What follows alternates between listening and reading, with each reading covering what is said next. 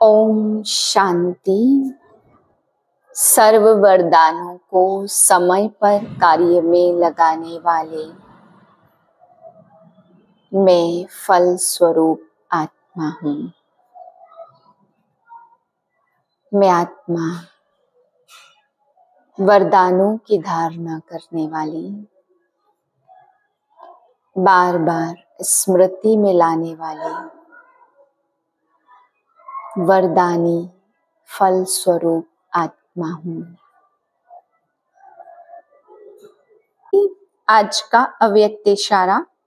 यदि आपको कभी कोई का विचार स्पष्ट नहीं लगता है तो भी ना कभी नहीं करना चाहिए। सदैव हाँ जी शब्द निकलना चाहिए। समय को देखकर इशारा दे सकते हो। अगर उसी समय ना कहकर कट करेंगे तो संस्कार टकराएंगे। इसलिए हाँ जी कर धरनी बनाओ, फिर समय देख इशारा दो। यही विधि है संस्कार मिलन की।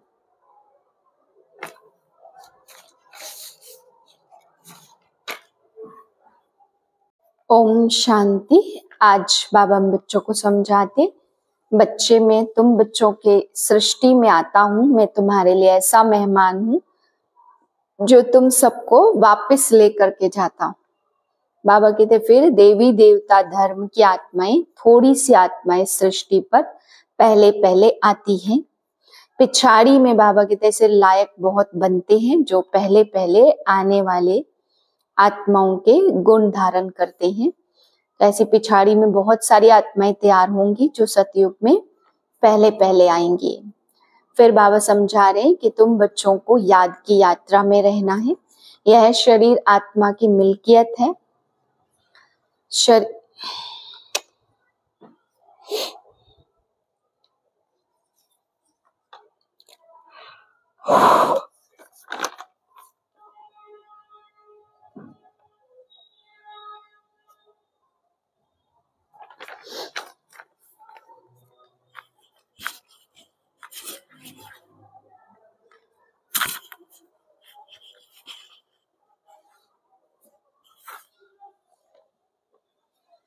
ओम शांति। आज बाबा बच्चों को समझाते, बच्चे मैं तुम्हारा मेहमान तुम्हारे लिए आया हूँ, तुम्हें वापस ले जाने के लिए। बाबा कहते हैं कि तुम बच्चे वापस चलने के लिए अभी तैयार होते हो। फिर नए देवी देवता धर्म में थोड़ी सी आत्माएं सृष्टि पर आती हैं। बाबा कहते वो भी पहले पहले आने वाले पिछाड़ी में तैयार होंगे। बहुत सारी आत्माएं पहले आने के लिए तैयार हो जाएंगी। फिर बाबा समझा रहे कि तुम बच्चों को इतनी ताकत मिलती है सर्वशक्तिमान से जो तुम सारे विश्व पर राज्य करते हो। बाबा कहते सोचो सारे कल्प देवी देवताओं से कितना प्यार करते हैं। भले देवी देवता सामने नहीं है पर लोग कितना उनसे लव करते हैं। तो सोचो जब तुम चैतन्य में राज्य करेंगे तब प्रजा कितना प्यार करेगी। तो बाबा कहते हैं ये सब तुम्हारे पुरुषार्थ के आधार पे तुम्हें बाप से इतनी ताकत मिल जाती है कि सारे विश्व की आत्माएं तुमको बहुत ही प्रेम करेंगी। फिर बाबा समझा रहे कि तुम बच्चों को सर्व वरदान जो मिलते हैं उनको कार्य में लगाना है, फलीभूत करना है। जब तक समय पे कार्य में याद नहीं करेंगे तब तक वो वरदान फलीभूत नहीं होगा। तो बाबा कहते बाप का तो काम है वरदान देना, परंतु तुम बच्चों का काम है उसको धारण करके फलीभूत करना। 26/10/2024 के महावाक्य हैं। मीठे बच्चे, सर्वशक्तिमान बाप आया है तुम्हें शक्ति देने। जितना याद में रहेंगे उतना शक्ति मिलती रहेगी। प्रश्न इस ड्रामा में सबसे अच्छे से अच्छा पार्ट तुम बच्चों का है, कैसे? उत्तर है तुम बच्चे ही बेहद के बाप के बनते हो। भगवान टीचर बनकर तुम्हें ही पढ़ाते हैं तो भाग्यशाली हुए ना। विश्व का मालिक तुम्हारा मेहमान बनकर आया है। वह तुम्हारे सहयोग से विश्व का कल्याण करते हैं।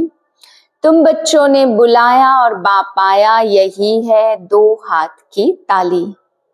अभी बाप से तुम बच्चों को सारे विश्व पर राज्य करने की शक्ति मिलती है। ओम शांति। मीठे मीठे रूहानी बच्चे रूहानी बाप के सामने बैठे हैं, शिक्षक के सामने बैठे हैं और यह भी जानते हैं कि यह बाबा गुरु के रूप में आए हैं हम बच्चों को ले जाने। बाप भी कहते, हे रूहानी बच्चे, मैं आया ही हूं तुमको यहाँ से ले जाने। यह पुरानी दुनिया बन गई है और यह भी जानते हो कि यह दुनिया छीछी है।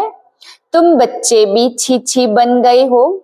अपने को आपे ही कहते हो, पतित पावन बाबा आकर हम पतितों को इस दुख धाम से शांति धाम में ले जाओ।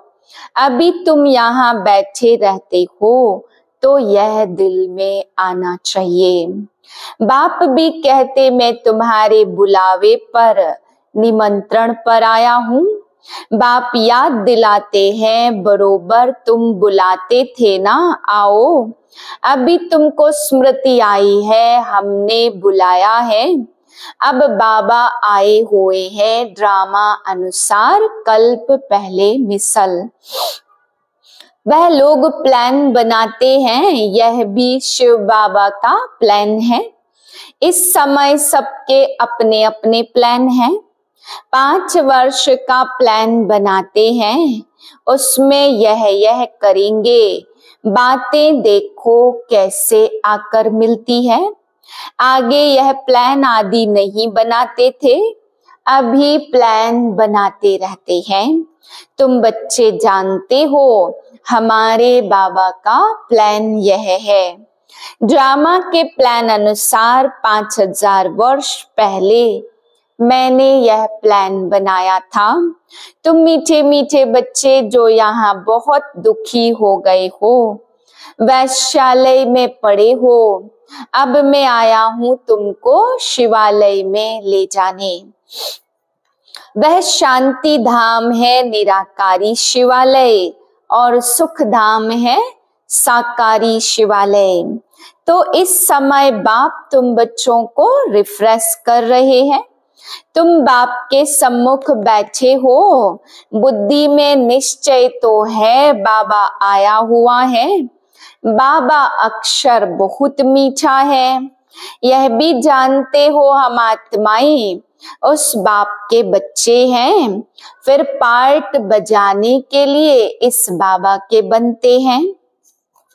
कितना समय तुमको लौकिक बाबाएं मिले हैं। सतयुग से लेकर सुख और दुख का पार्ट बजाया। अभी तुम जानते हो हमारा दुख का पार्ट पूरा होता, सुख का पार्ट भी पूरा 21 जन्म बजाया है। फिर आधा कल्प दुख का पार्ट बजाया। बाबा ने तुमको स्मृति दिलाई है। बाबा पूछते हैं, बरोबर ऐसे है ना? अब तुमको आधा कल्प सुख का पार्ट बजाना है। इस ज्ञान से तुम्हारी आत्मा भरपूर रहती है, फिर खाली हो जाती। फिर बाप भरपूर करते हैं।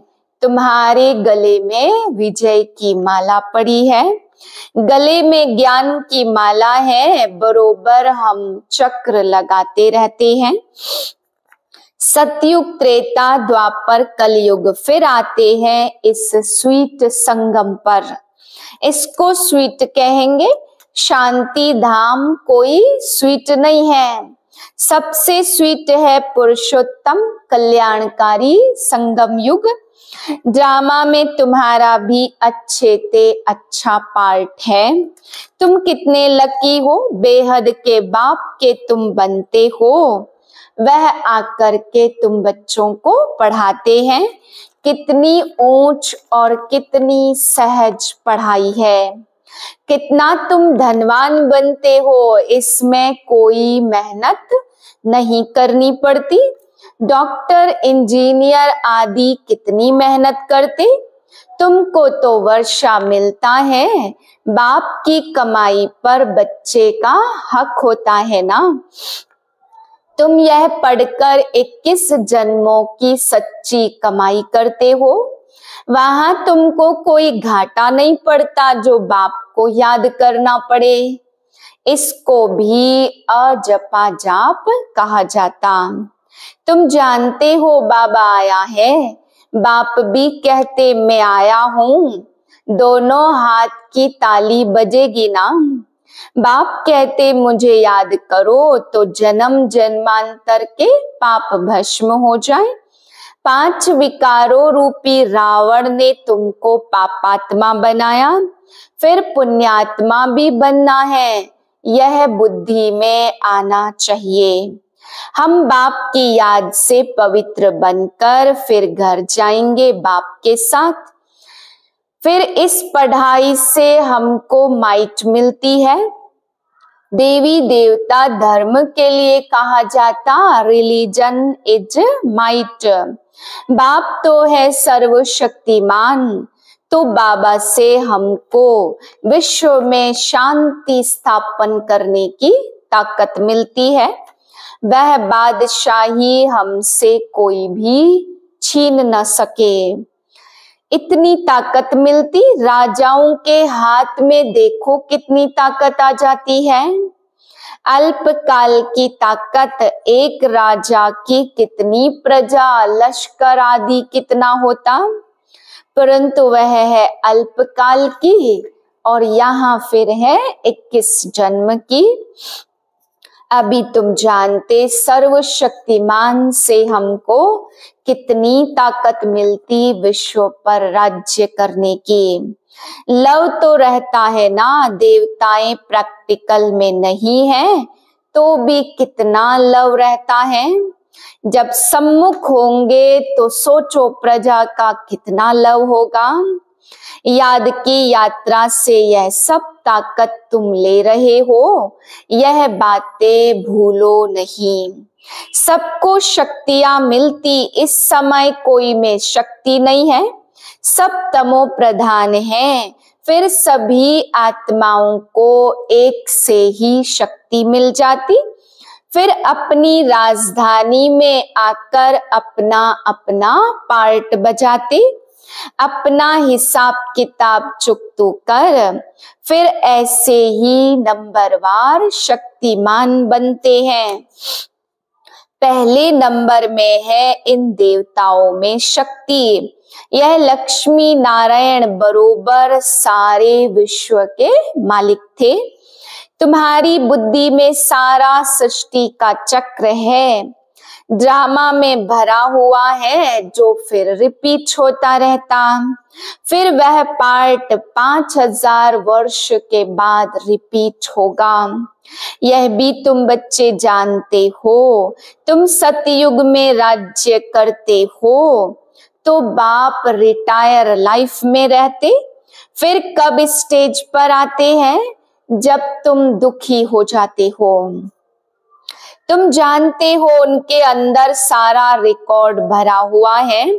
कितनी छोटी आत्मा है, उनमें कितनी समझ रहती है।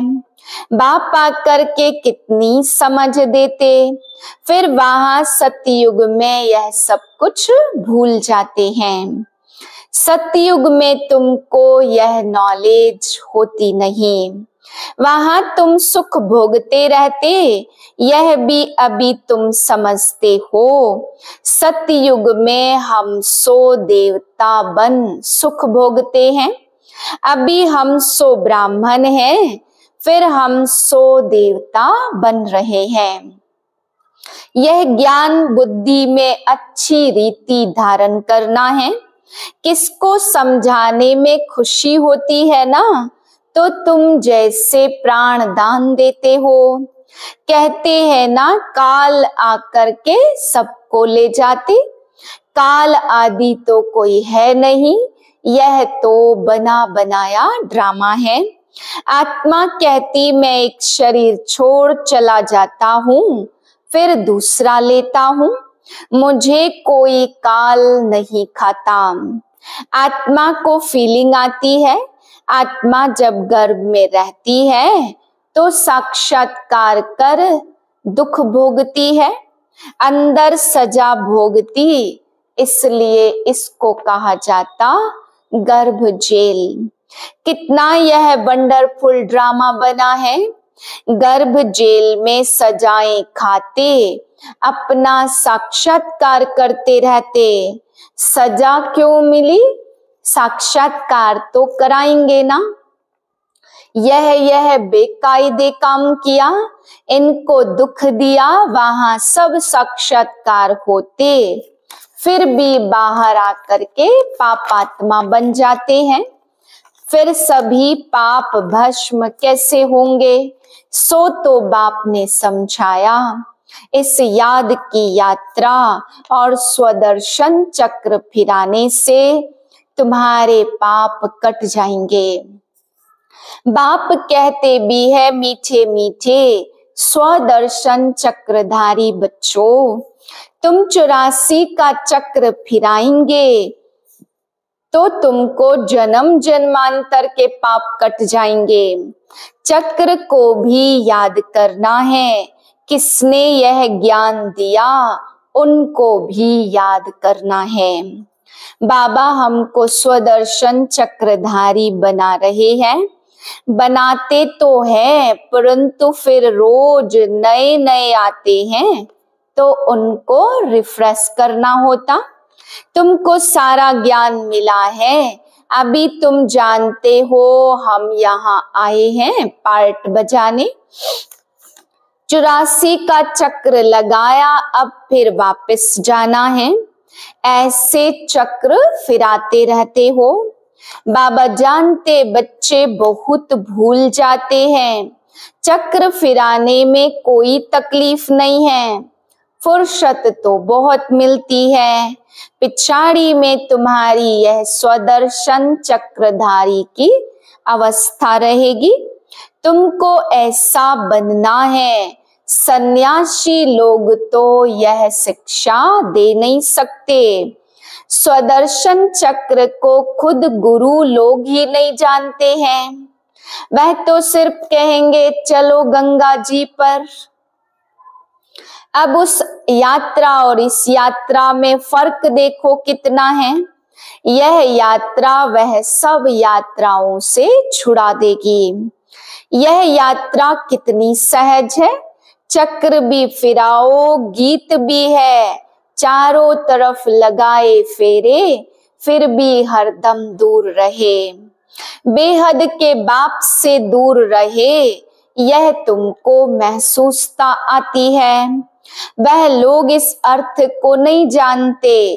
फेरे लगाते कोई नजदीक नहीं आए और ही दूर होते गए।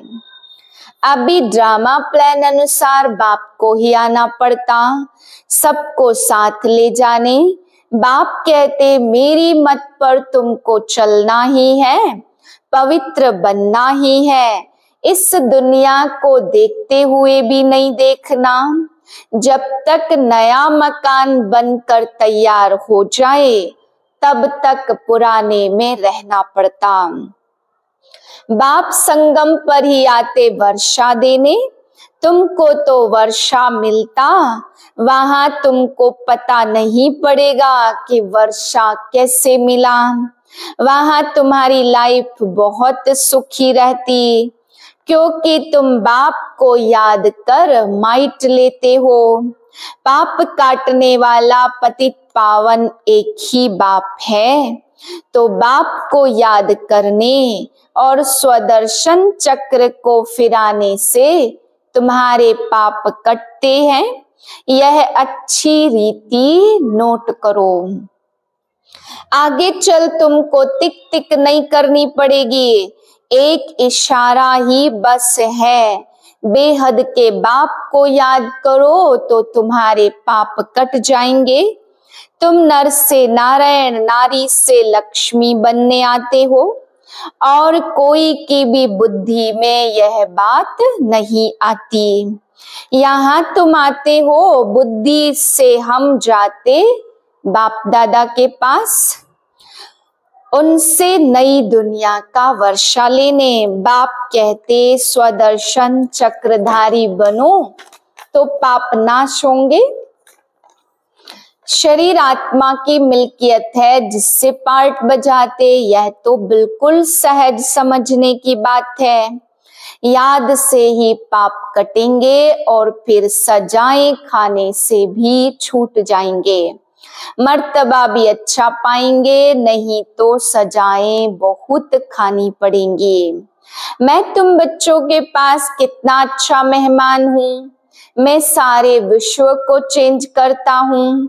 तुम्हारे पुराने विश्व को नया बना देता हूँ। पुरुषार्थ कराने के लिए कितने चित्र आदि बनाता हूँ। जो आते उनको तुम 84 के चक्र पर समझाते हो। अच्छा, मीठे मीठे सिकिलधे बच्चों प्रति माता पिता बाप दादा का याद प्यार। Good morning. रूहानी बाप की रूहानी बच्चों को नमस्ते। हम रूहानी बच्चों की रूहानी बाप को नमस्ते। धारणा के लिए पहली पॉइंट, ज्ञान को बुद्धि में अच्छी रीति धारण कर अनेक आत्माओं को प्राण दान देना है। स्वदर्शन चक्रधारी बनना है। दूसरी पॉइंट, स्वीट संगम पर अपनी कमाई के साथ साथ बाप की श्रीमत पर चल पूरा वर्षा लेना है। अपनी लाइफ सदा सुखी बनानी है। वरदान, सर्व वरदानों को समय पर कार्य में लगाकर फलीभूत बनाने वाले फल स्वरूप भव। बाप दादा द्वारा समय प्रति समय जो भी वरदान मिले हैं उन्हें समय पर कार्य में लगाओ। सिर्फ वरदान सुनकर खुश नहीं हो जाओ। आज बहुत अच्छा वरदान मिला। वरदान को काम में लगाने से वरदान कायम रहते। वरदान तो अविनाशी बाप के हैं, लेकिन उन्हें फलीभूत आपको करना है। इसके लिए वरदान को बार बार स्मृति का जल दो। वरदान के स्वरूप में स्थित होने की धूप दो, तो वरदानों के फल स्वरूप बन जाएंगे। स्लोगन है, विशेषताएं प्रभु प्रसाद हैं, इन्हें सेवा में लगाओ, बांटो और बढ़ाओ। ओम शांति।